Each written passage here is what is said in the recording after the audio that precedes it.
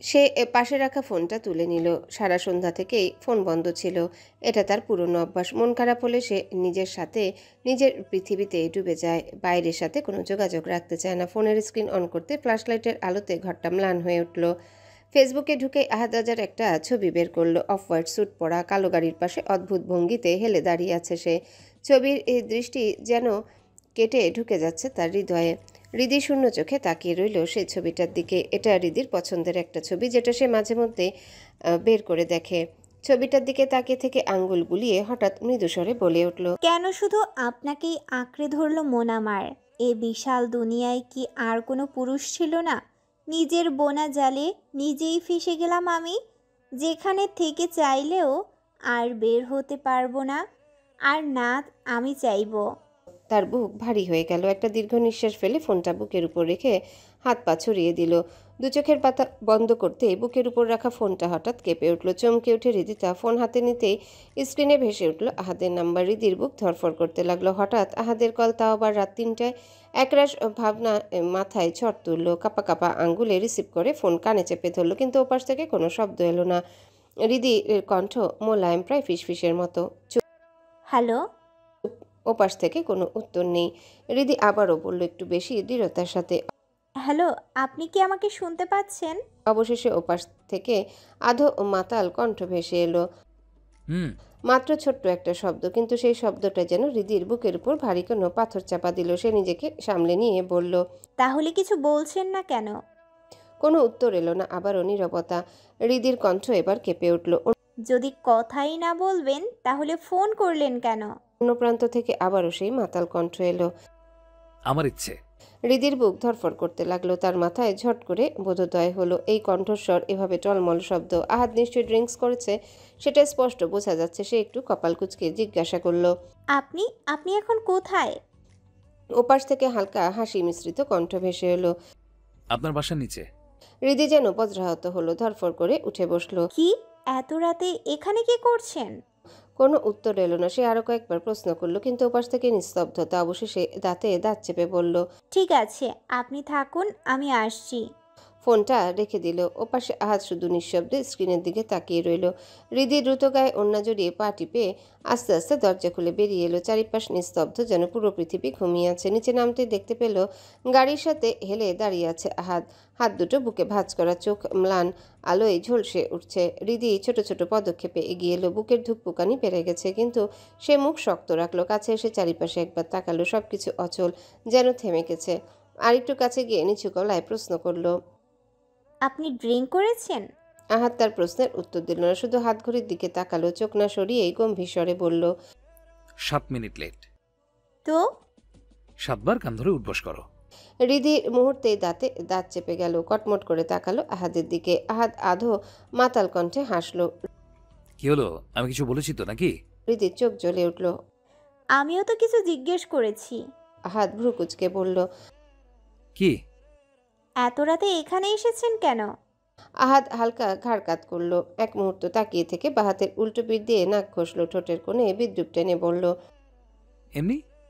হৃদি এবার দাঁতে দাঁত চেপে চোখ শুরু করে বলল, আল্লাহর দুনিয়ায় এমনিই বলতে কিছু হয় না, এমনই আরও একটা কারণ আছে। আহাদ দমকা হেসে উঠে বলল, আমার ডায়লগ আমাকেই ফেরত দিচ্ছ? হ্যাঁ, দিচ্ছি। আহাদ চোখ কুঁচকে আবারও মাতাল কণ্ঠে ফিসফিস করে বলল, থাপড়ায় চেয়ার নকশা পাল্টাই দেবো। আহাদ রাজের মুখের উপরে কথা। হৃদি স্থির চোখে কিছুক্ষণ তাকিয়ে রইল। নেশা করে অর্ধেক পাগল হয়ে গেছে, অথচ কথার ঝাঁজ কমেনি। হৃদি ঠান্ডা গলায় বলল, আমার এখানে আসাই ভুল হয়েছে। বলেই ঘুরে যেতে নিলেই আহাত তার হাতটা টেনে ধরে। এক মুহূর্ত থমকে যায় হৃদি। বুকটা ধরাস করে ওঠে। আহাত একটু ঝুঁকে তার কানের কাছে এসে নেশালো কণ্ঠে ফিসফিস করে বলে, ভুল যখন করেছিস এর শাস্তিটাও নিয়ে যা জানো। কি কি শাস্তি? আহাদ সরাসরি তার চোখে দৃষ্টি মিলিয়ে হালকা হাসল। তার সেই হাসিতে যেন উত্তর লুকিয়েছিল। হৃদি চোখ বড় বড় করে বলে, না, মোটেও না। এক ঝটকায় হাত ছড়িয়ে দৌড়ে ভিতরে চলে গেল। আহাদ তার চলে যাওয়া পায়ের শব্দের দিকে তাকিয়ে নিঃশব্দে হেসে ফেলল। আবার গাড়ির সাথে পিঠ থেকে মাথা উঁচু করে 6তলার বারান্দার দিকে তাকালো। চোখে ভাসল হৃদির অবয়ব, ঠোঁটে ঝুলল আধো মাতাল সেই হাসি। রাতের আকাশ তখনও চুপচাপ তাকিয়েছে, যেন শুধু তাদের দিকে। হালিমা বেগমের ডাকে ঘুম ভাঙল আহিয়ার। আজকে তো আর কোনো ভার্সিটি নেই, তাই তো ঘুমের রাজ্যে ডুবেছিল, কিন্তু কয়েকবার ডাকার পরও না ওঠায় এবার কড়া গলায় হালিমা বেগমের স্বর ভেসে এলো ওপরে। আহিয়া ঘুম জড়ানো চোখ হাত পা ছুঁড়ে মুখে হাই তুলতে তুলতে আধো বসা অবস্থায় উঠল। ঘরের জানালা দিয়ে ঢুকে পড়া রোদে বোঝা যায় বেলা অনেক গড়িয়েছে। তার চুলগুলো এলোমেলো হয়ে গাল বেয়ে নেমে এসেছে, চোখের পাতায় এখনো ঘুমের ভার। কয়েকবার মুখ চাপড়ে ধরফর করে উঠে দাঁড়ালো, দুলতে দুলতে সিঁড়ি বেয়ে নিচে নামলো, আর গিয়ে ধপ করে সোফার উপর বুঁদ হয়ে পড়ল। আবার চোখ বন্ধ হয়ে আসছিল, শরীরের ভেতর অলসতা যেন তাকে চেপে ধরেছে। ঠিক তখনই ভেসে এলো এক পুরুষ কণ্ঠস্বর। শব্দটা কানে যেতেই তড়াক করে চোখ মেলে তাকালো আহিয়া। মুহূর্তে বুকের ভেতর কেমন যেন ধাক্কা লাগলো। এই স্বরটা, ওটা তো আদনান ভাইয়ের। চোখ পিটপিট করে একবার ডান দিকে তাকালো। হ্যাঁ, সত্যি তো আদনান সোফার টেবিলে ল্যাপটপ খুলে মন দিয়ে কিছু দেখছে, কপালে ভাঁজ, চোখে ভীষণ মনোযোগ। আহিয়ার চোখে ভর করে এলো অবাক প্রশ্ন। আদনান ভাই তো এ সময় বাসায় থাকেন না, হাসপাতালে ডিউটি থাকে সব সময়। তাহলে আজ গেলেন না কেন? এই ভেবে ধরফর করে উঠে বসলো সে। ঠিক তখনই হালিমা বেগম এক কাপ চা এনে আদনানের হাতে দিলেন। তার চোখ গিয়েই পড়ল এখনো ঘুমে কুঁকড়ে থাকা আহিয়ার দিকে। কপাল কুঁচকে বলে উঠলেন, কখন থেকে ডাকছি তোকে, এখন আবার এখানে এসে ঘুমাচ্ছিস? আহিয়া হকচকিয়ে উত্তর দিল। ডাকবো কেন?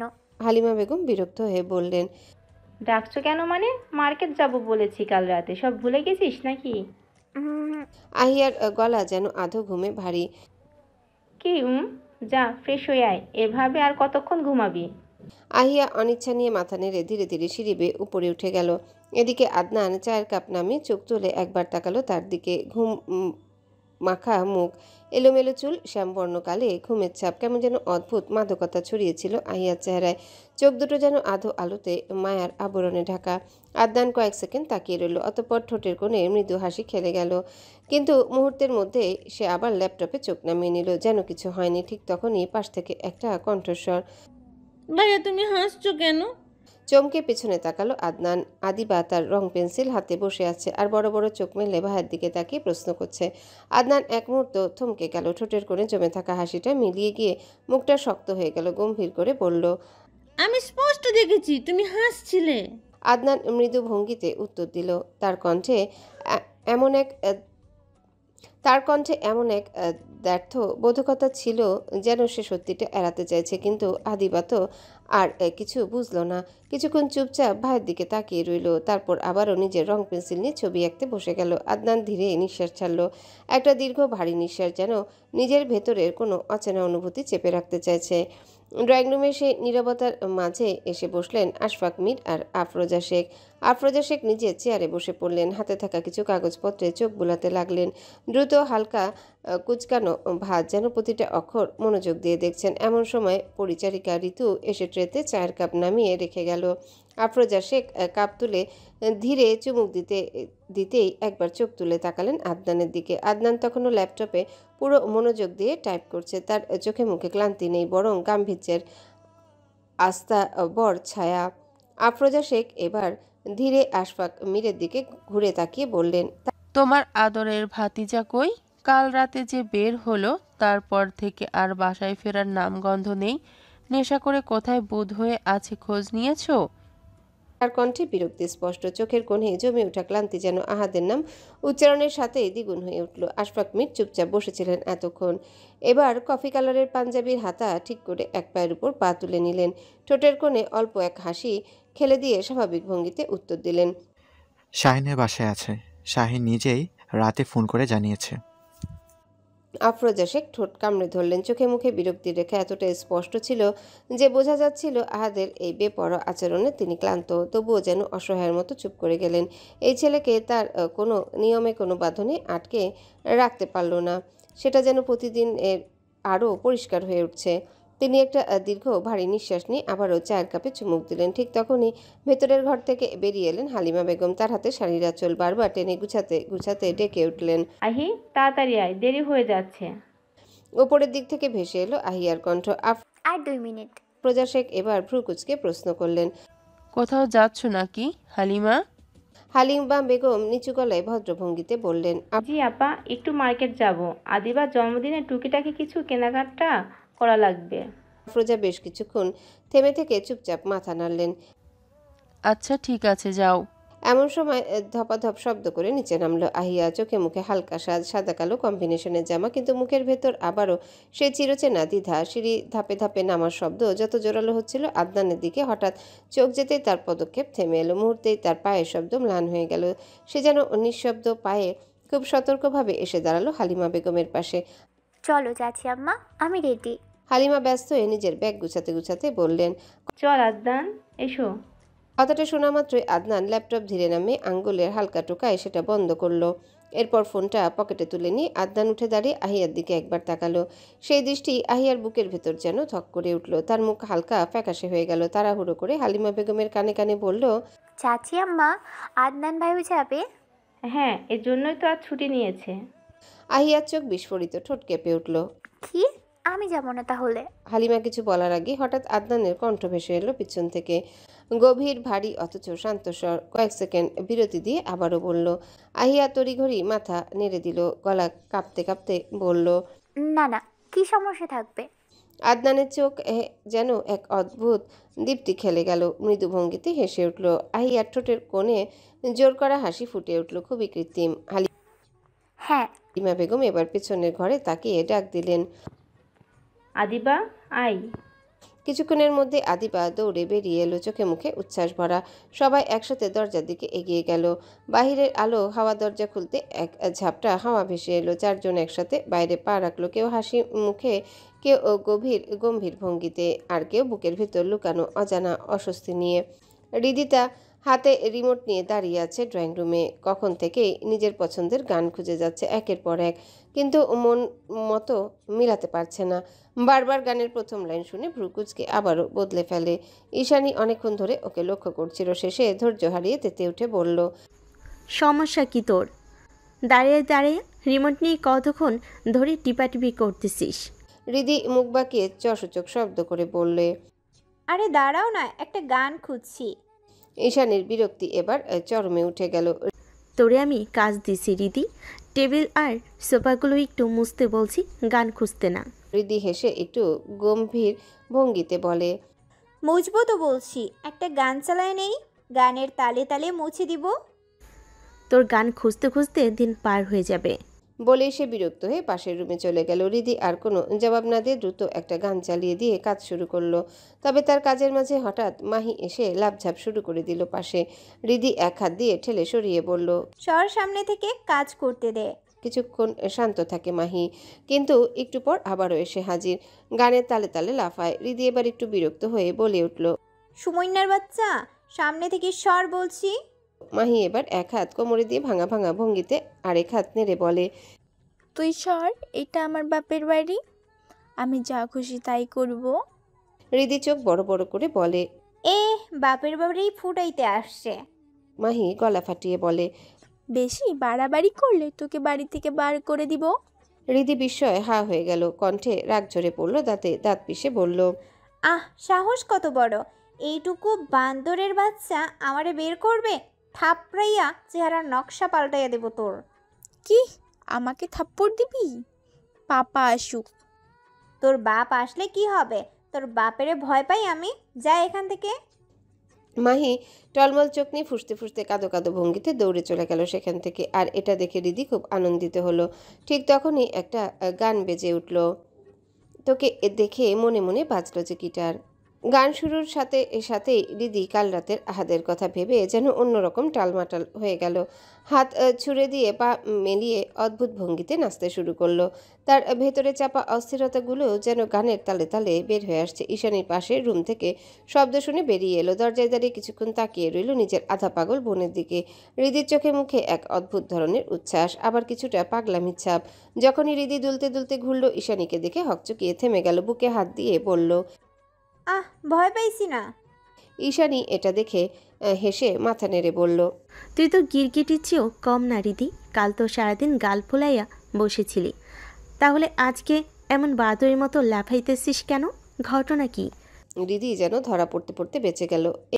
ঘটনা কিছু না, এই বলে রিমোট দিয়ে টিভি বন্ধ করে দিয়ে নিঃশব্দে নিজের রুমে চলে গেল। ধপাস করে বিছানায় গা এলিয়ে দিল। চোখ বন্ধ করতে হঠাৎ রাতের দৃশ্যগুলো ভেসে উঠল। আহাদের নেশালো কণ্ঠ, তার বাড়ির সামনে দাঁড়িয়ে থাকা, উল্টোপাল্টা কথা, সবশেষে হঠাৎ হাত ধরা। হৃদির বুকের ভিতর কেমন জানি কাঁপন শুরু হয়ে গেল। ফর্সা মুখটা লাল হয়ে উঠল, শ্বাস দ্রুত হয়ে গেল। নিজের অবস্থা বুঝতে পেরে একটা হাসি দিয়ে দ্রুত বালিশে মুখ গুজে দিল সে, যেন নিজের কাছে থেকে নিজেকে লুকাতে চাইছে, কিন্তু তবুও যেন হৃদয়ের ভেতরটা ধরা দিয়ে ফেলেছে আহাদের জন্যে। সূর্যের তাপমাত্রা ক্রমেই বাড়ছে, রোদের তেজ জানালার ফাঁক গলে ঘরে ঢুকতেই কপালে এসে পড়েছে। সেই আলোয় আহাদের গভীর ঘুম ধীরে ধীরে ক্ষীণ হয়ে এলো। একসময় তার হাত পা নড়ে উঠল, আর মোড়া ভাঙল শরীরটা। কিন্তু চোখ খুলতে গেলেই বুঝলো মাথার ভেতর যেন প্রচণ্ড ব্যথা, শরীরটা ভারী হয়ে আসছে। অবশেষে ধীরে ধীরে চোখ মেলল আহাদ। তীব্র আলোয় চোখে খোঁচা লাগলো, আবার কুচকে বন্ধ করলো। কিছুক্ষণ পর হাই তুলে আবারও চোখ খুললো। সামনে দেয়ালের ঘড়িতে দৃষ্টি পড়তেই ধরফর করে উঠে বসলো। দুপুর 2টা পেরিয়ে গেছে। সে চমকে উঠল। রাজনীতির মাঠে যেখানে প্রতিটা ঘন্টা, প্রতিটা মুহূর্ত গুরুত্বপূর্ণ, সেখানে সে প্রায় আধা দিন পার করে দিয়েছে কেবল ঘুমিয়ে। মনে এক ধাক্কায় আতঙ্ক জাগলো। আহাদ ধীরে ধীরে উঠে দাঁড়ালো, শরীর টান টান করে প্রসারিত করলো, মাথাটা চেপে ধরলো হাত দিয়ে। টেবিলে রাখা কালো জ্যাকেট, ফোন আর মানি ব্যাগ হাতে তুলে নিল। দরজার দিকে এগিয়ে যেতে পা হঠাৎ থমকে দাঁড়িয়ে গেল। গত রাতের দৃশ্যগুলো চোখের সামনে ভেসে উঠল। কাল রাতে সে একটু বেশি মাত্রায় ছাড়িয়ে গেছে। এতটা ড্রিঙ্ক করা উচিত হয়নি, কিন্তু সে কী করবে? নিজের প্রেয়সীকে মন খারাপ করে থাকতে দেখে যে অপরাধবোধ কাজ করছিল, মনে হয়েছে সে দিদির সাথে একটু বেশি রূঢ় হয়ে গেছে। তাই তো নিজের যন্ত্রণা কমাতে এমন কাণ্ড করেছে। তবে এখন এসব পাগলামো করলে চলবে না। সামনে নির্বাচন, নিজেকে সংযত রাখতে হবে, নিজের আবেগ নিয়ন্ত্রণে রাখতে হবে। চারিপাশে শত্রুদের আনাগোনা, যখন তখন হৃদির সাথে দেখা করা যাবে না, তা না হলে তারা হৃদিকেও আক্রমণ করতে পারে দুর্বলতা ভেবে। নির্বাচন শেষ না হওয়া পর্যন্ত দূরত্ব বজায় রাখতে হবে তার প্রেয়সীর থেকে। একটা দীর্ঘ নিঃশ্বাস ফেললো আহাদ। ফোন বের করে হৃদির সেদিনের ভিডিওটা দেখতে লাগলো, যেখানে হৃদি খাচ্ছিল ছোট বাচ্চাদের মতো। ফুলে থাকা গাল দুটো যেন মুখ ভর্তি অভিমান বহন করছে। ভিডিওর ভেতরকার দৃশ্য দেখে তার ঠোঁটে অজান্তেই এক চিলতে হাসি খেলে গেল। আঙ্গুল দিয়ে আলতো করে স্ক্রিন স্পর্শ করে বলল, স্টুপিড। ভিডিও বন্ধ করে ফোনটা পকেটে রেখে দরজা খুলে বাইরে বের হলো। সিঁড়ি বেয়ে নিচে নামতেই শাহিন তড়িঘড়ি করে এগিয়ে এলো। ভাই আপনি উঠছেন? আহাদ চোখ মুখ কুচকে কটমট করে তাকালো। না, এখনো শোয়া আছি। রাবিশ। সরি ভাই। হাত সোজা হাঁটতে থাকলো। দরজার কাছে পৌঁছে যাবার আগে শাহিন আবার ডাক দিল। ভাই নাস্তা করবেন না? আহাদ ভ্রু উঁচিয়ে বলল, না শাহিন, তুই তো জানিস আমি ফ্রেশ না হওয়া পর্যন্ত কোনো কিছুতেই স্বস্তি পাই না। খাওয়া দাওয়া পরে হবে। শাহিন আর কিছু বলল না। আহাদের অভ্যাস, রুটিন সবই তার জানা। ঠিক তখনই রান্নাঘরের দিক থেকে ভেসে এলো শাহিনের মা মমতাজ বেগমের ডাক। বাবা, চলে যাইতেছো? আহাদের পা থেমে গেল, ধীরে ধীরে এগিয়ে গেল তার দিকে, মাথা নিচু করে বলল, জি খালাম্মা, যাওয়া জরুরি। আহাদের কণ্ঠে শ্রদ্ধাসুর সবসময় থাকে মমতাজ বেগমের জন্যে, আর মমতাজ বেগমও আহাদকে আপন সন্তানের মতো ভালোবাসেন। আজ সকালে যখন শুনলেন আহাদ এখানে আছে, তখন থেকে রান্নাঘরে ব্যস্ত হয়ে পড়েছিলেন। নিজ হাতে তার জন্য রান্না করেছেন আহাদের পছন্দের খাবার। ভালোবাসায় ভরা চোখে তাকিয়ে বললেন, খাবারটা খাইয়ে যাও বাবা, তোমার পছন্দের গরু মাংস ভুনা করছি, পরোটা বানাইছি। আহাদ একবার টেবিলের দিকে তাকালো। নানান পদে সাজানো, স্পষ্ট বোঝা যাচ্ছে ভালোবাসার ছোঁয়া। কিছুটা দোটানায় পড়ল সে। শাহিন এগিয়ে এসে আসতে বলল। মা, ভাইয়ের তো এখন সময় নেই ভাই। শাহিনের কথা সম্পূর্ণ হবার আগে আহাদ গম্ভীর কণ্ঠে বলল, ঠিক আছে খালাম্মা, আপনি যখন এত কষ্ট করেছেন খেয়েই যাই। আমারও তো ক্ষুধা টুদা লাগে নাকি। পেটে হাত বুলে একটু ভঙ্গি করে বলল কথাটা। এক হালকা হাসি ছুঁড়ে মুখ ধোয়ার জন্য বেসিনের দিকে এগিয়ে গেল। ঠান্ডা পানি মুখে ছিটিয়ে আবারও ফিরে এসে টেবিলে বসলো। মমতাজ বেগম খুশি হয়ে তার সামনে একে একে খাবার সাজিয়ে দিলেন। আহাদ খেতে খেতে খুশি হয় প্রতিটা আইটেম চোখে দেখলো। প্রতিটা গ্রাসে যেন মায়ের স্নেহের স্বাদ মিশে আছে। তার মুখে পরিতৃপ্তির ছাপ ফুটে উঠল। শাহিন চুপচাপ দাঁড়িয়ে তাকিয়ে রইল। ভাইকে এত খুশি মনে খেতে খুব কমই দেখেছে। অবাক হয়ে মুখে হালকা হাসি ফুটল। অবশেষে নাস্তা শেষ করে আহাদ বাইরে বেরিয়ে এলো। চুলে হাত বুলিয়ে গাড়ির দরজা খুলে বসতে শাহিন এগিয়ে এলো। একটু দোনমনো করে বলল, থ্যাংক ইউ ভাই। হাত ভ্রু কুচকে তাকালো। For what? এই যে আমার মাকে এতটা গুরুত্ব দিলেন, প্রায়োরিটি দিলেন, মা সত্যি অনেক খুশি হয়েছে আপনাকে পেয়ে। আহাদ ক্ষীণ হেসে মাথা নাড়ল। তার শাহিন, তোর মা আমার কাছে খালার মতো। আমার কোনো খালা নেই, আমি ওনাকে সেই নজরেই দেখি। এটা নতুন কিছু না, তুই জানিস। তাহলে এসব উদ্ভট শব্দ আসছে কোত্থেকে? পর গলা শক্ত করে যোগ করলো, আবার এমন কথা বলে থাপড়া চেহারা নকশা পাল্টাই দিব। চল এখন। শাহিন তড়িঘড়ি মাথা নুইয়ে বলল, সরি ভাই।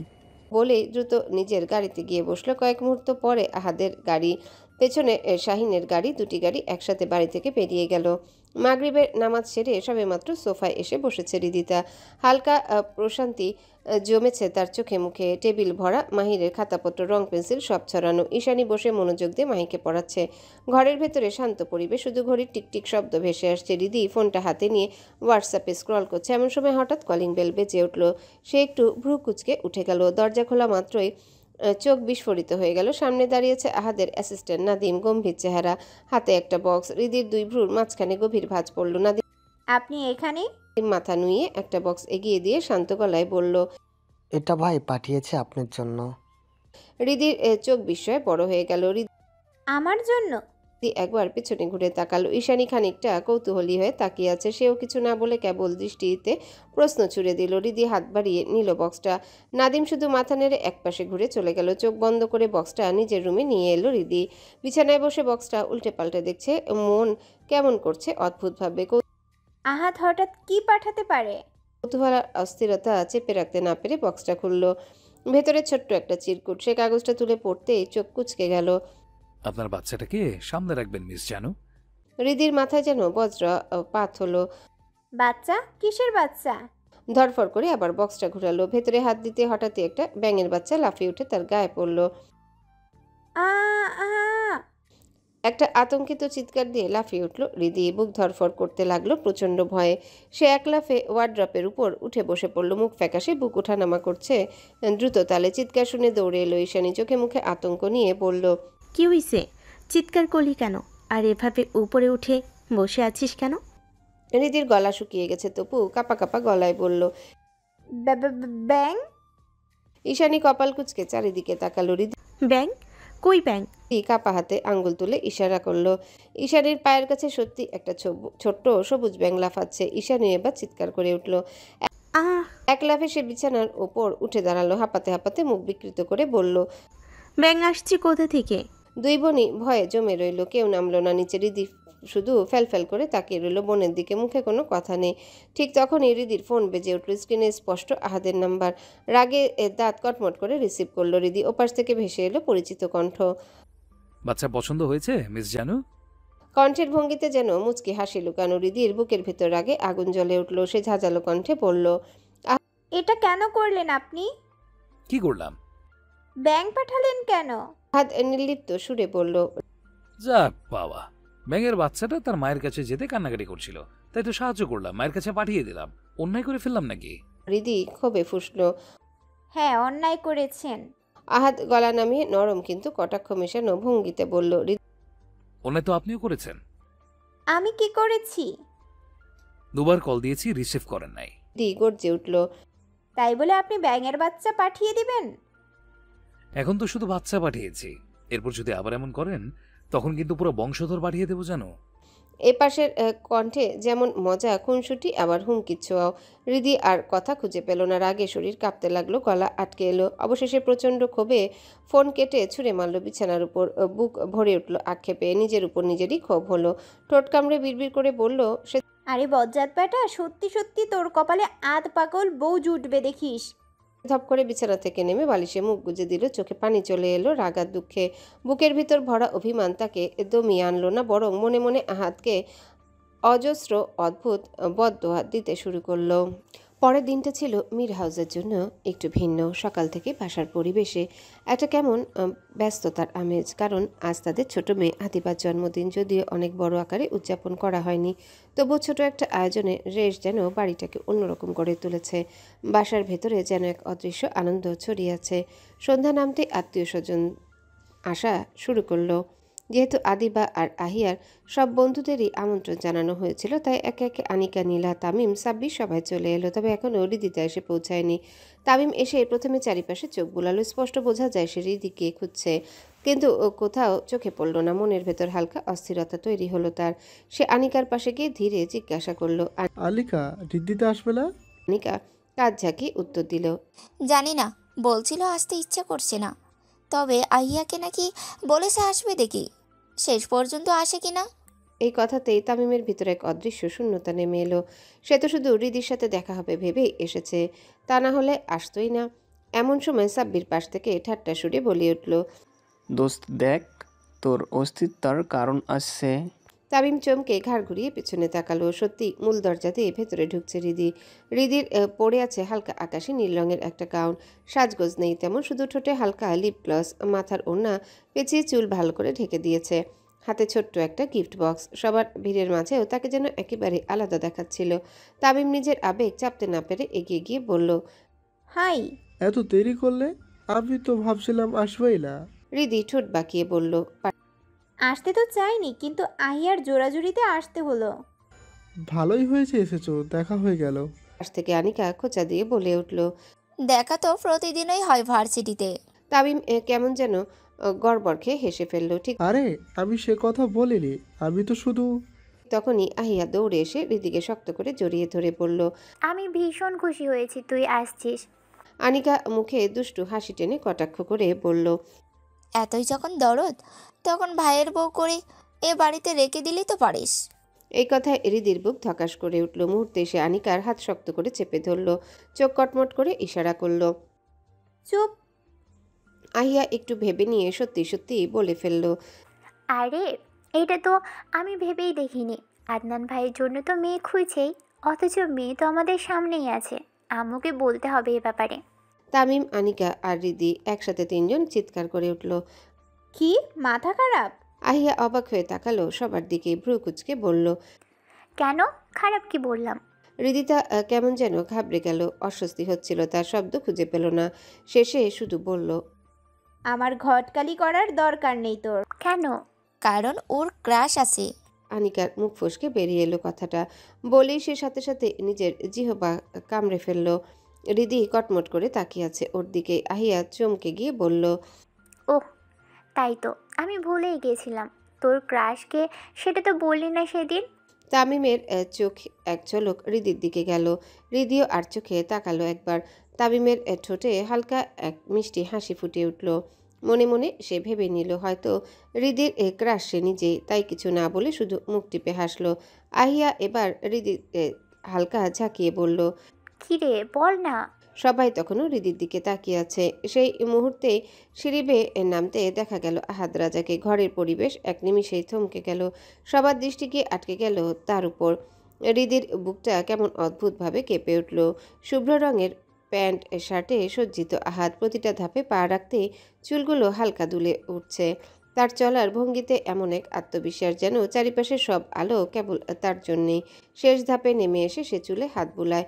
আর তখনই তার চোখ আটকে গেল হৃদির চোখে। হৃদির ধারালো দৃষ্টি সোজা হয়ে বিঁধল আহাদের বুকে। বুকের ভেতরে চাপা একটা ব্যথা, সাথে অদ্ভুত এক টান অনুভব করলো। মনে হলো ফুসফুস বেরিয়ে আসবে। সে অবচেতনভাবে বুকটা চেপে ধরলো। হঠাৎই একটা তৃষ্ণার্ত ভারী ঢোক গিলল তার গলার।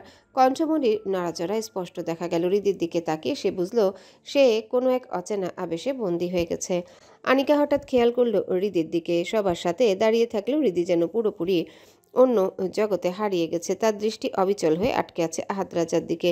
চোখের ভেতর কেমন যেন অদ্ভুত ঝিলিক, ঠোঁট সামান্য ফাঁকা। মনে হচ্ছে দুনিয়ার সবকিছু মিলিয়ে গেছে, শুধু আহাদই আছে তার সামনে। আনিকা অবাক হয়ে মুহূর্তখানিক তাকিয়ে থাকলো হৃদির মুখের দিকে। অতঃপর হালকা দুষ্টুমি ভরা ভঙ্গিতে কনুই দিয়ে হৃদির বাহুতে ধাক্কা দিল। মুখটা বন্ধ কর, কি দেখছিস এভাবে? অচেতন ঘোর ভেঙে হৃদি হকচকিয়ে উঠল। চোখের পলক ফেলাতে দ্রুত দৃষ্টি নামিয়ে নিল। তার কোমল গাল বেয়ে হালকা লালচে আভা নেমে এলো। আর সেই দৃশ্যটি কিন্তু এড়িয়ে গেল না আহাদের চোখ। তার ঠোঁটের কোণে এক চাপা হাসি খেলে গেল। দাঁত দিয়ে হালকা ঠোঁট কামড়ে হাসিটা আরও চেপে রাখলো। ধীরে ধীরে সিঁড়ি থেকে নেমে এসে সোফায় গিয়ে বসলো আহাদ। এক পা অন্য পায়ের উপর তুলে হেলান দিয়ে শরীরটা এলিয়ে দিল। আর চোখে প্রতি মুহূর্তে নজর রাখছে তার প্রেয়সীর দিকে।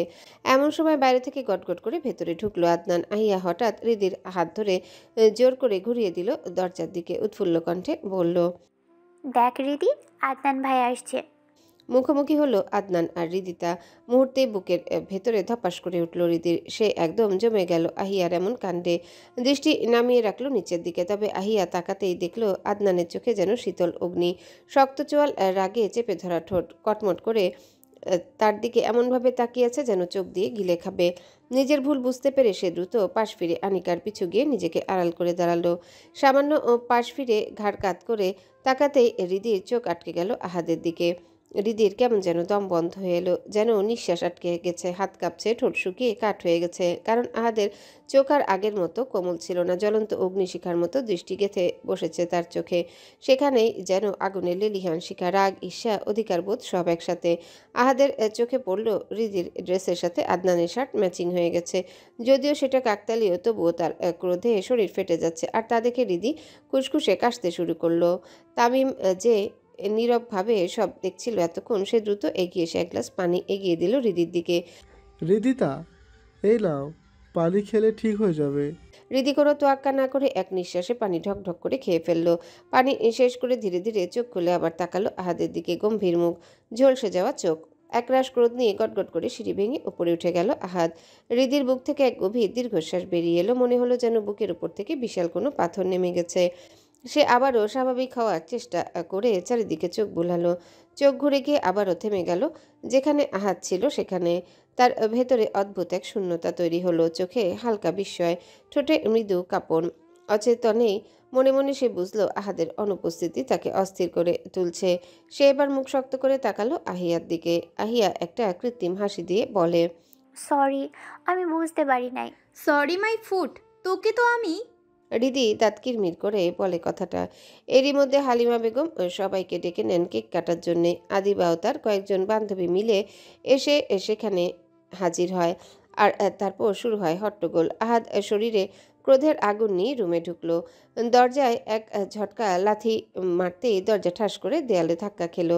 রুমে ঢুকে চমকে উঠল। ভেতরে দাঁড়িয়ে আছে নীলা, তার চোখে মুখে স্পষ্ট ভয়ের ছাপ।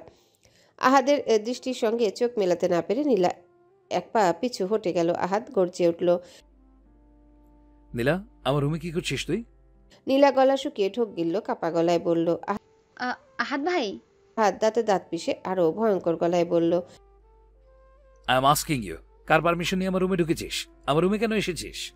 নীলা কেঁপে উঠে তোতলাতে লাগলো, আসলে আমি চার্জার খুঁজছিলাম। আহাদের রক্ত যেন আরো গরম হয়ে উঠল, চোখ লালচে হয়ে উঠল ক্রোধে। চার্জার খুঁজছিলি তো আমার রুমে কেন? আরো অনেকের রুমই তো আছে। আহি রুম আছে, আদির আছে, চাচি আমার রুম আছে। আমার রুমে আসার সাহস হলো কেমন করে তোর? আমার রুমে বাহিরের কারো আসা আমি পছন্দ করি না, সেটা কি তুই নতুন জানিস? নীলার মুখ শুকিয়ে গেল, গলা কাঁপুনি দিয়ে বলল, সরি। বেরিয়ে যা রাইট নাও, কুইক।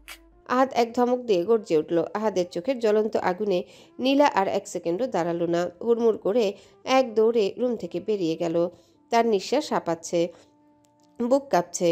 সে ভাবেনি আহাদ এত দ্রুত এসে পড়বে। রুমে একা দাঁড়িয়ে আহাদ যেন আরও ক্ষিপ্ত হয়ে উঠল। তার ভিতরে আগুন যেন কোনোভাবেই শান্ত হতে চাইল না, বরং রাগে ফুঁসতে ফুঁসতে হঠাৎ পায়ের জোরে চেয়ারে লাথি মারল। চেয়ারটা উল্টে গিয়ে মেঝেতে গড়িয়ে পড়ল। এদিকে নিচে আদিবার জন্মদিনের কেক কাটা শেষ হয়েছে। সবাই আনন্দ ফুর্তিতে নিজেদের মতো সময় কাটাচ্ছে।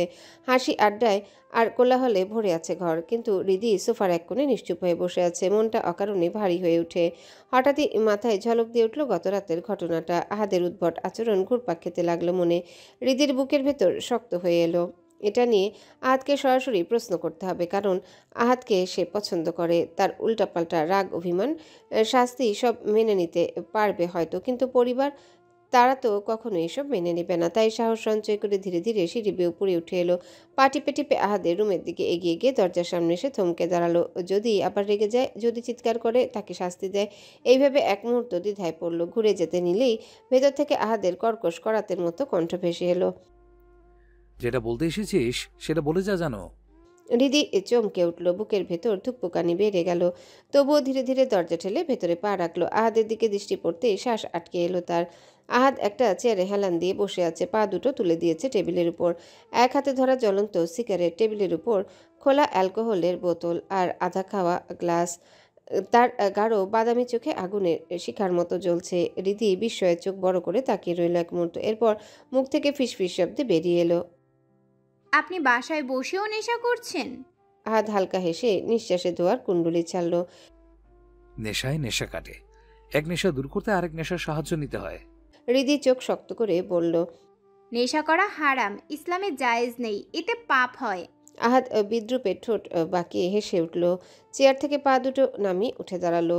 হাতে গ্লাস তুলে নিয়ে ধীরে ধীরে এগিয়ে এলো হৃদির দিকে, চোখে ভয়ঙ্কর দৃষ্টি। হৃদির এই সামনে এসে সামান্য ঝুঁকে নিচু গলায় বলল, ইবলিশ শয়তানকে পাপ পুণ্যের পার্থক্য শেখাতে এসেছো? হৃদির নিঃশ্বাস দ্রুত হয়ে এলো, তবুও সাহস করে বলল, না, আমি আমি গত রাতের ব্যাপারে কথা বলতে এসেছি। আহাদ ভ্রু কুচকে ঠান্ডা গলায় বলল, কি কথা? আপনি কালকে এমনটা কেন করলেন? আহাদ হঠাৎ জোরে হেসে উঠল। হৃদি আজকে এমনটা কেন করলাম সেটা জিজ্ঞেস করবে না যেন? ভ্রু কুচকালো। কোনটা? এইটা। এই বলে আহাদ হঠাৎ গ্লাসটা এক চুমুক দেয়, এরপর কয়েকবার গ্লাসটা ঘুরিয়ে এক ঝটকায় ঢেলে দিল হৃদির মাথার উপর। অ্যালকোহলের গন্ধে চারিদিক ভরে গেল। হৃদি আটকে উঠে নাকমুখ শক্ত করে খিচে নিল। তার জামা ভিজে নষ্ট হয়ে গেছে পুরোপুরি। চোখে বিস্ময়, ঠোঁটে কাঁপুনি নিয়ে দাঁত কিরমির করে বলল, এমনটা কেন করলেন আপনি? আমার জামা নষ্ট হয়ে গেছে। আহাদ ঠান্ডা হিমশীতল গলায় বলল। সেটাই তো চেয়েছি আমি। হৃদি ভ্রু কুচকে বলল, মানে আজকের পর থেকে এই রং তোর জন্য নিষিদ্ধ। মৃত্যুর আগ পর্যন্ত যেন এই রং গায়ে জড়াতে না দেখি। ড্রেস চেঞ্জ করো, কুইক। আহাদের চোখ জ্বলে উঠে কাটকাট দৃষ্টিতে তাকিয়ে বলল কথাটা। হৃদির বুক কেঁপে উঠল, চোখে বিস্ময়, ঠোঁটে অবিশ্বাস। রঙের সাথে তার রাগের কি সম্পর্ক কিছুই বুঝতে পারল না, তবুও সাহস করে রাগে গলা কাঁপিয়ে বলল, আমার যখন ইচ্ছে, যে রং ইচ্ছা আমি সেইটাই পরব, তাতে আপনার কি? আহাদ হঠাৎ ভয়ঙ্কর দৃষ্টি মেলে গর্জে উঠল, এমন ব্যবস্থা করব সারা জীবন শুধু সাদা রং গায়ে জড়িয়ে শান্তিতে শুয়ে থাকতে পারবি। তখন শুয়ে শুয়ে চিন্তা করিস আমার কি। হৃদির চোখ টলমল করে উঠল অভিমান আর আঘাতে। বুকটা হুহু করে উঠল। সে আর এক মুহূর্ত দাঁড়াতে পারল না। চোখের অশ্রু চেপে ঘুরে দাঁড়ালো, কিন্তু বেরিয়ে যেতে আহাদ আবার কর্কশ গলায় চিৎকার করে উঠল, আহিয়া রুমে গিয়ে শাওয়ার নিয়ে ড্রেস চেঞ্জ করো, কুইক। হৃদি একবারও ফিরে তাকালো না। তার চোখে ক্ষোভ, অভিমান আর অশ্রুর কুয়াশা। গটগট করে বেরিয়ে গেল রুম থেকে। রুমের ভেতর শুধু রইল ধোঁয়া, অ্যালকোহলের তীব্র গন্ধ আর আহাদের দম ফাটা ক্রোধ। আহিয়ার রুমে গিয়ে ফ্রেশ হয়ে আহিয়ার দেওয়া সাদা কালো কম্বিনেশনের কুর্তি পায়জামা পরে নেয় হৃদি। আয়নার সামনে একবার নিজেকে দেখে সে মাথা বেঁকিয়ে নিয়ে, কাজল ছাড়া ফ্রেশ মুখ, ভেজানো কণ্ঠ এখন খানিকটা ভয়াবহ স্মৃতি দমন করছে। এভাবে তো আর এত মানুষের মধ্যে যাওয়া যায় না। বাধ্য হয়ে পোশাক বদলাতে হলো। আহিয়া অদ্ভুত চোখে দেখিয়ে জিজ্ঞাসা করলো, কি করে এত ভিজে গেলি? হৃদি একটা দীর্ঘ নিঃশ্বাস নিল, কোনো ব্যাখ্যা দিল না, শুধু নির্লিপ্ত কণ্ঠটা বেঁধে উঠল, বাদ দে, যা হওয়ার হয়ে গেছে, আমি এখনই বাসায় যাচ্ছি। আহিয়া উঠে এসে কাঁধে হালকা চেপে দিল, আজ থেকে জানা, যাও লাগবে না আজকে। হৃদির ঠোঁটের কোণে কণ্ঠ খানিকটা তীক্ষ্ণ, মাথা খারাপ? অসম্ভব, সুমন ভাই রাগ করবে, তাছাড়া আব্বু জানতে পেলে ক্যাচাল হবে।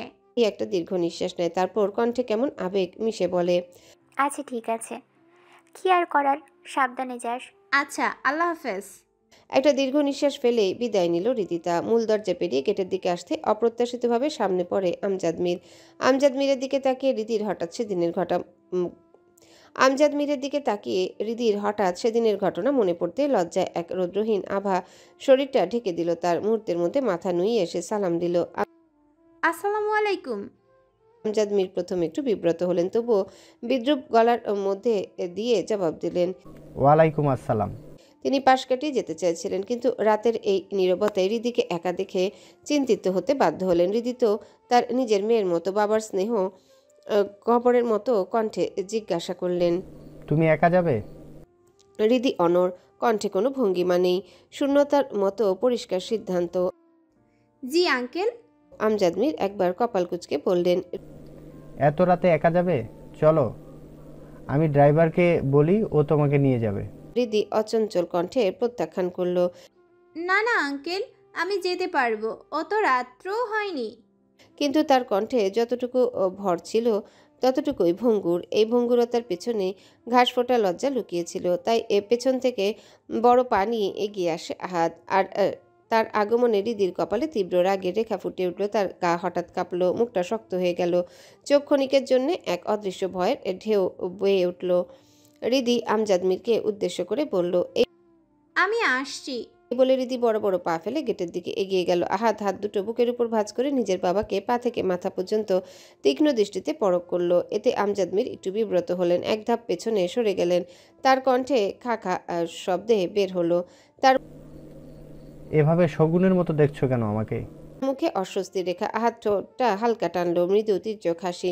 পিতাপুত্রের মধ্যকার যে তিক্ততায় আজ নতুন মাত্রা ঢুকেছে তা উভয়ে বুঝে। আহাদ সরাসরি কটাক্ষ করে বলে উঠল, নিজের বয়সটা মাথায় রেখো, তাছাড়া ঘরে বউ বাচ্চা আছে, সেটা ভুলে যেও না। মুখে লাগাম টানো বেয়াদব ছেলে। আহাদ প্রবল কণ্ঠে ধিক্কার দিল, তোমারই তো ছেলে। সেটাই তো সবচেয়ে বড় আফসোস যে তোমার ঠোঁট কাটা বেয়াদব ছেলে আমি জন্ম দিয়েছি। আহাদের কণ্ঠ তীক্ষ্ণ, চোখে কোনো অনুশোচনা নেই, কণ্ঠে বিদ্রুপ মিশিয়ে বলল, জন্ম দিয়েছো কেন? আমি বলেছি আমি এই পৃথিবীতে আসতে চাই। জন্ম যখন দিয়েছো এখন ভুক্তভোগী হও। আর হ্যাঁ, মিশা সদাগরের মতো একদম আমার প্রেমে বাগড়া দিবা না, তাহলে 2 মিনিটও লাগবে না তোমার ডিভোর্স করাতে। নিজের বাবাকে ধমক দিচ্ছে বেয়াদব ছেলে। হ্যাঁ। আমজাদ মীরের কণ্ঠ কেটে আসে, চোখে লজ্জার হতাশার মিশ্র অনুরাগ। না, তোমার ছেলে। আহাদ এবার আর ধাপ এগিয়ে এসে বাবার কানের কাছে নিচু গলায় বলে, আরেকটা কথা, এই আহাদ রাজা থাকতে তার হৃদিরা নিয়ে একা যাবে কেন? এটা তো বোঝা উচিত ছিল মন্ত্রীমশাই। তার কণ্ঠে এক ধরনের অধঃপতন আর দাবি। যাই, নিজের প্রেয়সীকে তার গন্তব্যে পৌঁছে দিয়ে আসি। বাই। বলেই চোখ টিপে দিয়ে বাতাসের মতো পাশ কাটিয়ে হেঁটে চলে গেল। বড় বড় পা ফেলে চলে গেল গেটের দিকে। চলতে থাকা আহাদের পেছনে তাকিয়ে আমজাদ মীর কয়েকবার শ্বাস নিয়ে মৃদু কণ্ঠে বললেন, আল্লাহ, কোন পাপের ফল এটা আমার নিজের ছেলে আমার সংসার ভাঙা নিয়ে হুমকি দেয়। আমজাদ মীর খানিকক্ষণ তাকিয়ে থেকে হতাশায় মাথা নেড়ে ভেতরের দিকে পা বাড়ালেন। অদ্ভুত এক মিশ্র অনুভূতি সহ সবকিছুই বহমান রাত্রির মাঝে মিলিয়ে গেল। রিদিতা গেট পেরিয়ে বাইরে বেরোলো। বাতাসে শুকনো পাতার সাই সাই শব্দ। মাথার ভেতরে যেন ঢেউ খেলে যাচ্ছে একের পর এক ভাবনা। তার বুক ভরা অভিমান আহাদের উপর, নিজের উপর, এই পরিস্থিতির উপর। মনে মনে ভাবলো, আজ যদি না আসতো তবে এই অপমান, এই অস্বস্তি সহ্য করতে হতো না। তার আঙ্গুলগুলো শক্ত করে ব্যাগে হাতলে চেপে ধরলো। দাঁত কিরমির করছে রাগে, চোখে মুখে অগ্নিশিখা খেলে যাচ্ছে, কিন্তু ভেতরে জমে আছে অদ্ভুত শূন্যতা। সে দ্রুত পা চালাতে শুরু করলো। রাস্তার লাইটগুলো কেমন যেন নিস্তেজ লাগছিল। হঠাৎ নজরে পড়লো গেটের ডান পাশের দেয়ালে হেলান দিয়ে দাঁড়িয়ে আছে তামিম। 2 হাত পকেটে কেমন একটা শান্ত ভঙ্গিতে তাকিয়ে আছে সামনে। রিদি এক মুহূর্ত থমকে গেল, অবাক হয়ে বলল, তামিম, তুমি এখনো যাওনি? তামিম সোজা হয়ে দাঁড়ালো, মুখে হালকা হাসি ফুটিয়ে এগিয়ে এসে বলল, ভাবলাম এত রাতে একা একা তুমি কিভাবে যাবে, তাই অপেক্ষা করছিলাম। প্রয়োজন ছিল না, আমি একাই যেতে পারতাম। আমি তো এখন আর ছোট না। তামিম একটা দীর্ঘশ্বাস ফেলে বলল, তা ঠিক, তুমি ছোট নাও, তবে অপেক্ষা যখন করেছি তখন অন্তত পৌঁছে দিয়ে আসি, আমারও তো একটা দায়িত্ব আছে। তীব্র কুচকে তাকালো, ঠোঁটে হালকা হাসি মেখে বলল, এত দায়িত্ববান কবে হলে তুমি? তামিম নিচু স্বরে প্রায় ফিসফিস করে বলল, সেদিন থেকে তোমাকে দেখছি। রিদি কপাল কুচকে বলল, কি বললে? বুঝতে পারলাম না। কিছু না, চলো এগিয়ে দিই। ঠিক আছে, চলো। দুজন পাশাপাশি হাঁটতে লাগলো। তামিম কথোপকথনের ভেতরেও রিদির প্রতিটা অঙ্গভঙ্গি গভীর মনোযোগ দিয়ে লক্ষ্য করছিল। রিদি হাত নাড়িয়ে কিছু বলছে, কপালে ভাঁজ ফেলছে, ঠোঁটে হালকা ভঙ্গিতে কামড় বসাচ্ছে। সবকিছু যেন তামিমের চোখে পড়ে যাচ্ছিল, কিন্তু রিদি কিছুই টের পেল না। একটু সামনে যেতে রাস্তার মোড়ে দাঁড়ানো ফাঁকা একটা রিক্সা দেখে তামিম ডাক দিল। রিক্সা কাছে আসলে তামিম উঠে বসে রিক্সায় হাত বাড়িয়ে দিল রিদির দিকে। রিদি এক মুহূর্ত দ্বিধায় পড়ল, ঠোঁট কামড়ে ধরল, অতঃপর হাত বাড়িয়ে দিতে গেলে তামিমের দিকে। ঠিক তখনই পেছন থেকে এক ঝটকায় একটা শক্তপোক্ত হাত তার কোমর ঘিরে ধরল। রিদির বুক ধরাস করে উঠল। বিস্ময়ে ঘুরে তাকিয়ে দেখল আহাদ। তার চোখে লালচে জ্বলন্ত দৃষ্টি, মুখে সে ভয়ঙ্কর স্থিরতা। তামিম হতবাক হয়ে বলে উঠল, আহাদ ভাই। রিদি মরিয়া হয়ে ছাড়ানোর চেষ্টা করলো, কিন্তু আহাদের বাঁধন যেন লোহার চেয়েও শক্ত। 2 আঙ্গুলে ইশারা করলো রিকশাওয়ালাকে। রিকশাওয়ালা আহাদের চোখের দিকে তাকাতে কেঁপে উঠে দ্রুত রিকশা ঘুরিয়ে চলে গেল। তামিম একবার রিদির দিকে ঘুরে তাকালো। রিদির চোখে ভয়ের সাথে একরাশ অসহায়তা। সে যেন নীরবে সাহায্য চাইছে, কিন্তু তামিম কিছুই করতে পারল না। আহাদ রাজা, যার দৃষ্টির সামনে দাঁড়ানোর সাহস কারণ নেই। মুহূর্তের ভেতরে তামিম আর রিকশা হলদে লাইটের আলোয় রাস্তায় মিলিয়ে গেল। রিদি তখন একটু ঝটকা মেরে আহাদের হাত থেকে নিজেকে ছাড়িয়ে নিল। হয়তো আহাদ ইচ্ছে করে ছেড়ে দিয়েছে, না হলে সে বাঁধন থেকে এত সহজে মুক্তি পাওয়া সম্ভব ছিল না। রিদির চোখে অগ্নিশিখা জ্বলল। কটমট করে তাকিয়ে ঝাঁঝালো কণ্ঠে বলে উঠল, আপনার সমস্যা কি? আমার সাথে সব সময় এমন করেন কেন? আমি কি ক্ষতি করেছি আপনার? আহাদের মুখ কঠিন হয়ে গেল। ধীরে ধীরে রিদির কাছে ঝুঁকে বলল, আমার এত বড় সর্বনাশ করার পর আজ জিজ্ঞেস করছো কি ক্ষতি করেছো? কি সর্বনাশ করেছি আমি? রিদির বুক কেঁপে উঠল। আহাদ ঠোঁটে ব্যঙ্গ মিশিয়ে হেসে বলল, সেটা যদি বলতে বসি তাহলে সারা রাত এখানেই শেষ হয়ে যাবে। এখন থাক, পরে একদিন সময় করে খাতা কলম নিয়ে বলতে বসবো। গাড়িতে ওঠো, তোমাকে বাড়ি পৌঁছে দিই, না হলে আবার তোমার পরিবার আমাকে সন্দেহের কাঠগড়ায় দাঁড় করাবে। হৃদি ক্ষিপ্ত হয়ে বলল, আমি আপনার সাথে যাব না। আহাদ ঠান্ডা চোখে তাকালো হৃদির দিকে, এরপর কর্কশ কণ্ঠে বলল, তাহলে কার সাথে যাবে? ওই কোষ্ঠকাঠিন্যে ভোগা তামিমের সাথে? হৃদির চোখ বড় হয়ে গেল আহাদের এমন উদ্ভট কথায়, তবুও ঠোঁট চেপে অনড়ভাবে বলল, হ্যাঁ, ওর সাথেই যাব। আর আপনাকে কে বলেছে ও কোষ্ঠকাঠিন্য রোগে ভোগে? নির্লিপ্ত ভঙ্গিতে বলল। ওর চেহারা দেখলেই বোঝা যায়। হৃদি বিরক্ত হলো আহাদের গা ছাড়ানো এমন কথাবার্তায়। এরপর আবারও বলল, যাই হোক, তবুও আমি আপনার সাথে এক পাও যাব না।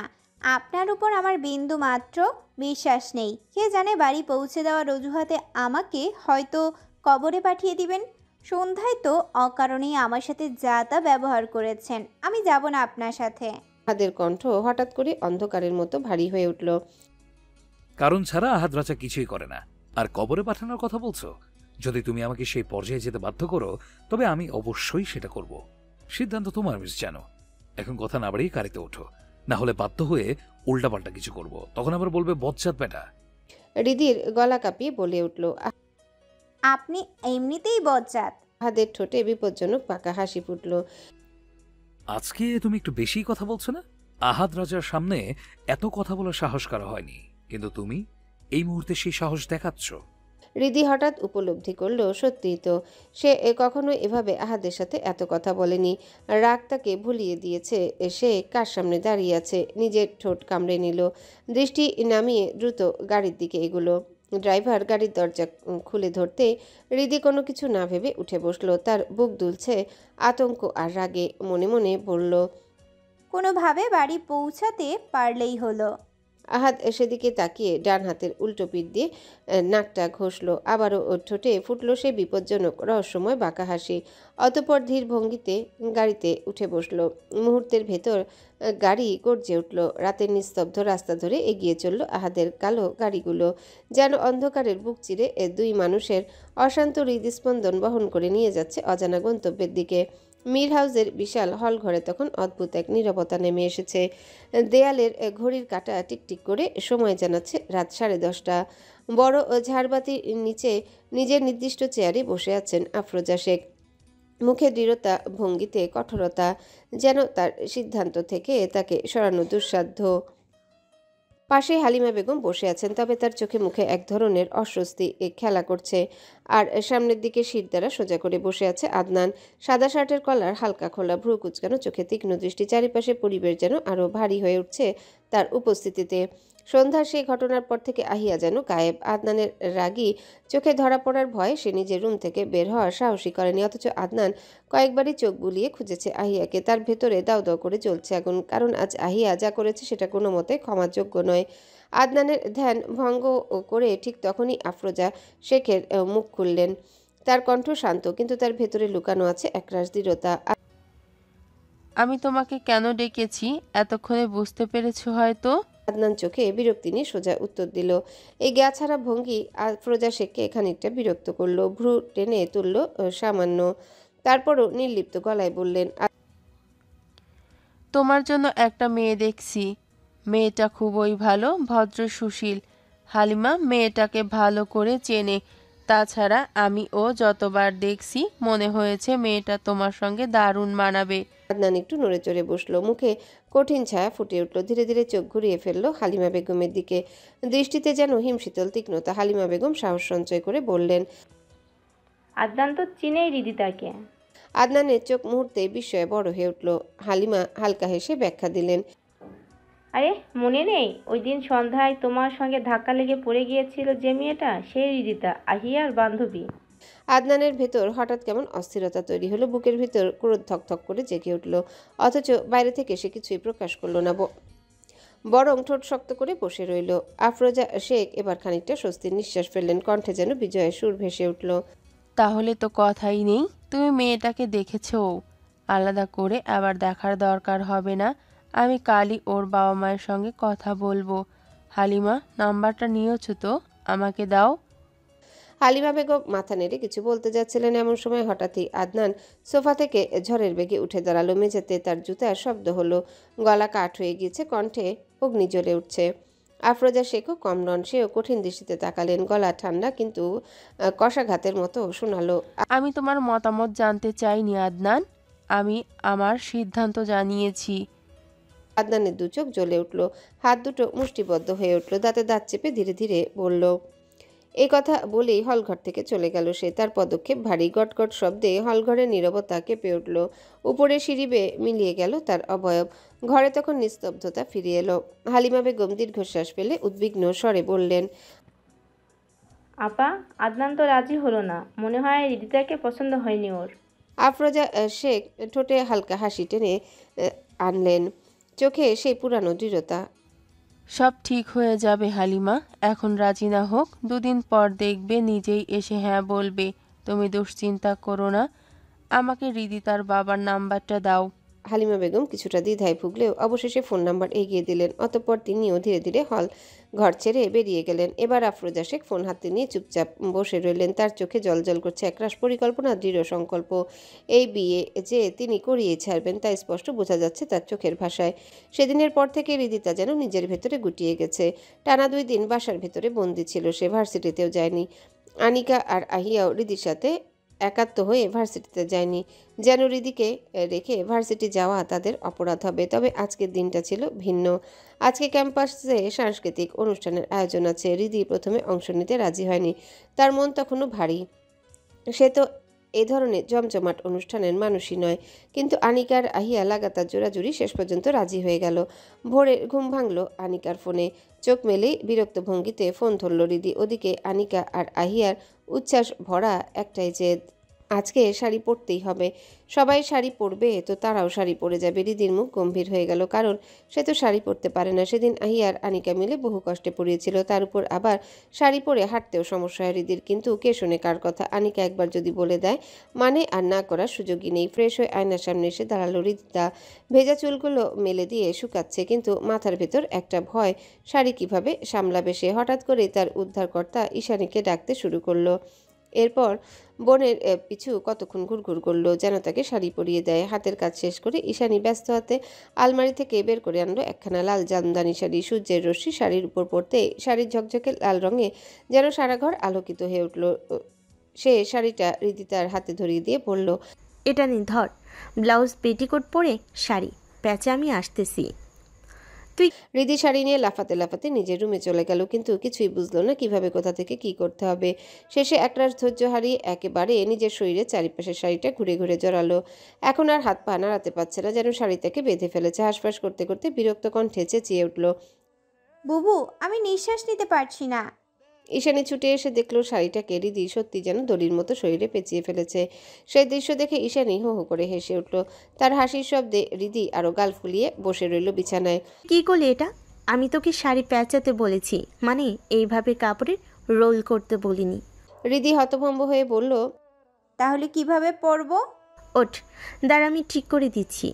বহু কষ্টে উঠে দাঁড়ালো রিদি। ঈশানী এবার ধীরে ধীরে শাড়িটা ঠিক করে পরাতে শুরু করলো। আঁচল একদিকে নিয়ে কুচিগুলো হাতে তুলে নিল, কিন্তু সমস্যা শুরু হলো তখনই। যতবার ঈশানী কুচি গুছতে যাচ্ছে ততবারই রিদির শরীরে হালকা শিরশির অনুভূতি হচ্ছে। সে হেসে কুঁকড়ে যাচ্ছে। আরে শ্বশুরই লাগছে, ছাড়ো, আমার শ্বশুরই লাগে। রিদির এমন কাণ্ডে ঈশানীর মুখে হাসি ফুটে উঠল, তবুও ঠোঁটে চেপে রাখলো হাসি। কয়েকবার চেষ্টা করে যখন ব্যর্থ হলো বিরক্ত হয়ে বলল, নিজেরটা নিজে করে নে, ধর। এমন নড়াচড়া করলে শাড়ি পরানো যায়? এই বলে কুচিগুলো রিদির হাতে ধরিয়ে দিল। রিদি এবার ঠোঁট কামড়ে ধৈর্য ধরল। ধীরে ধীরে আলতো করে কুচিগুলো ঠিক করে গুজলো কোমরে। অতঃপর আয়নার সামনে দাঁড়িয়ে নিজের প্রতিবিম্ব দেখলো। এক পলকের জন্য থমকে গেল সে। লাল শাড়িতে যেন আলোর ছটা ছড়িয়ে পড়ছে তার গায়ে। শাড়ির সাথে মিশে গেছে তার উজ্জ্বল গায়ের রং, ভেসে উঠেছে অদ্ভুত এক পরিণত সৌন্দর্য। তবে মাথায় আঁচল না থাকায় হালকা অস্বস্তি হলো। সে দ্রুত একটা হিজাব তুলে নিয়ে মাথায় জড়িয়ে নিল। হিজাবের সঙ্গে শাড়ির লাল রং অদ্ভুতভাবে মানিয়ে গেল। রিদি আরেকবার আয়নায় তাকালো। তার চোখে যেন অচেনা এক ঝিলিক, কিছুটা লজ্জা, কিছুটা অস্বস্তি, তবুও ভেতরে ভেতরে এক অদ্ভুত আত্মবিশ্বাস। আজকের দিনটা হয়তো অন্যরকম কিছু লিখে রাখবে তার জীবনে। এদিকে মীর হাউসে সকালের পরিবেশটা তখনও শান্ত, তবে ভেতরে ভেতরে এক অদ্ভুত টানটান উত্তেজনা ছড়িয়ে আছে। আহিয়া ও আয়নার সামনে দাঁড়িয়ে সে নিজেকে ঠিকঠাক সাজাতে ব্যস্ত। সে আজকের জন্য বিশেষভাবে শ্যাওলা রঙের একটা শাড়ি বেছে নিয়েছে। শ্যাওলা রঙের শাড়িতে তাকে অসম্ভব মোহনীয় লাগছে। তার লম্বা চুল পিঠ বেয়ে নেমে এসেছে খোলা ঝর্ণার মতো। ছোট ছোট ধাপে শাড়ি সামলে নেমে আসছে সিঁড়ি বেয়ে, মুখে চাপা হাসি। শাড়ি একটু ঠিক করে নিতে হঠাৎ গলায় উচ্চস্বরে ডাকে উঠে সে, চাচি আম্মা, চাচি আম্মা, একবার এদিকে আসো না, আমার পিছনের ফিনটা একটু লাগিয়ে দাও না। পাশের ঘর থেকে হালিমা বেগম সাড়া দেন, আসছি, দাঁড়া। ডাইনিং টেবিলে তখন বসেছিল আদনান, হাতে পানির গ্লাস নিয়ে অন্যমনস্ক বসেছিল। কিন্তু আহিয়াকে সিঁড়ি বেয়ে নামতে দেখে হঠাৎ থমকে গেল। বিস্ময়ে তার চোখের দৃষ্টি স্থির হয়ে গেল আহিয়ার দিকে। সেই মুহূর্তে গ্লাসে ঠোঁট তুলতে পানি গলায় ঢুকে গিয়ে বিষম খেলো। হঠাৎ কাশতে শুরু করলো। আহিয়া প্রথমে খেয়াল করে নিজে আদনান ওখানে বসে আছে, কিন্তু যখন তার চোখে চোখ পড়লো তখন লজ্জায় বুক ধক ধক করতে লাগলো, ঠোঁট শুকিয়ে এলো আর মুখে অস্বস্তির ছাপ স্পষ্ট হয়ে উঠল। দ্রুত দৃষ্টি নামিয়ে সে সরাসরি হালিমা বেগমের ঘরে চলে গেল। ভেতরে ঢুকে এসে চুপচাপ দাঁড়িয়ে থাকে। হালিমা বেগম এসে শাড়ির পিন ঠিক করে দিতে দিতে খেয়াল করলেন আহিয়া বারবার উকি দিচ্ছে বাইরে।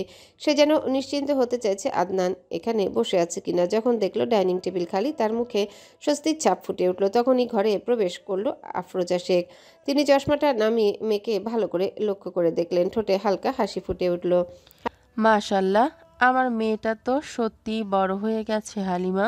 হালিমা বেগমও হেসে উঠে বললেন, হ্যাঁ আপা, এখন তো শ্বশুরবাড়ি পাঠানোর ব্যবস্থা করতে হবে। আহিয়ার চোখ দুটো মুহূর্তে ভিজে এলো। অভিমানে ঠোঁট ফুলিয়ে বলল, চাচি আম্মা। আফরোজা শেখ হাসি মুখে যোগ করলেন, ঠিকই তো বলেছে তোমার চাচি আম্মা, সব মেয়েকেই একদিন না একদিন শ্বশুর বাড়ি যেতে হবে। আহিয়া এবার রাগে গাল ফুলিয়ে বলে উঠল, আমি যাব না, আমি এ বাড়িতেই থাকবো সারা জীবন। দুজনেই হেসে ফেললেন তার কথায়। কিন্তু আহিয়া তাতে আরো বেশি বিরক্ত হয়ে গেল। শাড়ি সামলাতে সামলাতে বেরিয়ে এলো ঘর থেকে। হাঁটতে হাঁটতে গজগজ করতে লাগলো, সবাই শুধু বিয়ে বিয়ে, আর কিছু নেই নাকি? বাইরে এসে গাড়ির দিকে পা বাড়াতে তার বুকটা যেন কেঁপে উঠল। সেখানেই দাঁড়িয়েছিল আদনান, দুই হাত পকেটে ঢুকিয়ে রেখেছে। তার চোখে সে পরিচিত শীতল দৃষ্টি। আহিয়া মুহূর্তে থমকে দাঁড়ালো। মনে মনে ভাবলো, নিশ্চয়ই আজকে সেদিনের জন্য বকবে আমাকে। সেদিনের ঘটনার পর থেকে তো সে যথেষ্ট এড়িয়ে চলে গেছে আদনানকে, কিন্তু আজ আবার সরাসরি সামনে এসে পড়েছে। ঘুরে চলে যেতে যাবে, এরই মধ্যে গম্ভীর স্বর ভেসে এলো আদনানের ডাক। শরীর জমে গেল আহিয়া। ধীরে ধীরে ঘুরে তাকাতেই দেখলো আদনান গাড়ির দরজা খুলে দাঁড়িয়ে আছে। তার মানে হলো আদনান তাকে ভার্সিটিতে পৌঁছে দিবে। দ্বিধাগ্রস্ত পায়ে এগিয়ে আসে। একবারও চোখ তুলে তাকালো না, দ্রুত গাড়িতে উঠে বসলো। পুরো পথ নিস্তব্ধতায় কেটে গেল। আহিয়ার বুক ধরফর করছে, অথচ কিছু বলতে পারছে না। তার তো এমনিতেই সাহস নেই আদনানের সামনে কথা বলা। তার উপর আদনানও একটা শব্দ উচ্চারণ করলো না। এতে সে আরো বেশি গুটিয়ে গেল নিজের ভেতরে। কখন যে গাড়ি ভার্সিটির গেটে এসে থেমেছে তার সে টেরই পায়নি। আদনান নিজে দরজা খুলে ধরল। আহিয়া দ্রুত নেমে পড়ল, যেন বন্দি পাখি হঠাৎ মুক্তি পেল। হালকা মাথা নেড়ে বলল, আমি আসছি। দ্রুত হেঁটে যেতে যাবে, হঠাৎ পেছন থেকে আবারও ভেসে এলো ডাক। পদক্ষেপ থেমে গেল তার। এবার ধীরে ধীরে ঘুরে দাঁড়ালো। আদনান তার দিকে এগিয়ে এসে পকেট থেকে কিছু বের করলো। আহিয়া ভালো করে তাকাতেই দেখলো হাতে ধরা শুভ্র বেলি ফুলের ছোট্ট গাজরা। আদনান পেছন থেকে আলতো করে আহিয়ার চুলে গুজে দিতে চাইল। আহিয়া হতভম্ব হয়ে দাঁড়িয়ে রইল, বুক ধরফর করছে, কিন্তু এক বিন্দুও নড়তে পারছে না। গাজরা গুজে দিয়ে আদনান নিচু স্বরে কানে ফিসফিস করে বলল। আহিয়ার কণ্ঠ কেঁপে উঠল, এটা কোথায় পেলেন আপনি? আদনান মৃদু হেসে বলল। আহিয়া দ্রুত মাথা নাড়িয়ে বলল, না, পছন্দ হয়েছে, ধন্যবাদ এটা দেওয়ার জন্য। তার লজ্জা, অস্বস্তি আর অজানা এক কাঁপন একসাথে মিশে গেল মনে। আদনান এক মুহূর্ত স্থির চোখে তাকিয়ে রইল। হঠাৎ তার দৃষ্টি কঠিন হয়ে গেল। গম্ভীর স্বরে বলল, আহিয়ার ঠোঁট শুকিয়ে এলো, কণ্ঠ বের হলো না, শুধু মাথা নিচু করে হ্যাঁ সূচক মাথা নেড়ে দিল। অর্থাৎ তার মনে থাকবে। আদনান চোখ সরালো না, কিছুক্ষণ তার দিকে তাকিয়ে থেকে বলল। আহিয়া বড় বড় পা ফেলে দ্রুত গেটের ভেতরে চলে গেল। বুক এখনো কাঁপছে, তবে সেটা শুধু ভয়ে নয়, এক অদ্ভুত অজানা আশঙ্কায়, যা সে নিজেই বুঝতে পারল না। আদনান কিছুক্ষণ চুপচাপ দাঁড়িয়ে রইল সেখানেই। অতঃপর ধীরে গাড়িতে উঠে গাড়ি ঘুরিয়ে নিল নিজের কর্মস্থলের দিকে। আহিয়াকে আসতে দেখে আনিকা, নীলা, মিতু একসাথে এগিয়ে এলো। তাদের চোখে তখনও হালকা উচ্ছ্বাস, কারণ আজ কলেজে প্রায় সবাই শাড়ি পরে সজ্জিত হয়ে এসেছে। আহিয়াকে কিছুটা নার্ভাস মনে হওয়ায় নীলা হালকা কণ্ঠে জিজ্ঞাসা করলো, কিরে, তোর কি হয়েছে? এত অস্থির দেখাচ্ছে কেন? আহিয়া মাথা নিচু করে একটু দ্বিধার ভঙ্গিতে বলল। আরে কিছু না। তারপর চারিপাশে একবার তাকিয়ে নিচু স্বরে যোগ করলো, রিদি আসে নাই এখনো।